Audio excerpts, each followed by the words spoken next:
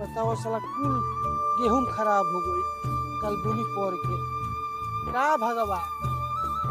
एगो साला तो गेहूं पहले ही खराब रहे है नानी बुनी से साला गेहूं खराब हो पूरा पसारे के पड़ी नीचे माता चोद एगो लइको जन्म ले लो तो भोसड़ी वाला घरे सुत रहता।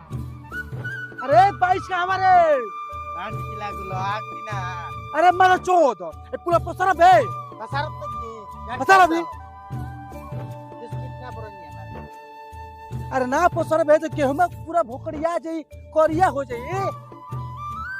पहले का तरह बादन काट रहे हो अभी काट काट के लो करो कर रे अपने ओई कड़ा से डूब जाई लोई तो लेके चल 10 रुपए भरत इधर है क्या इधर।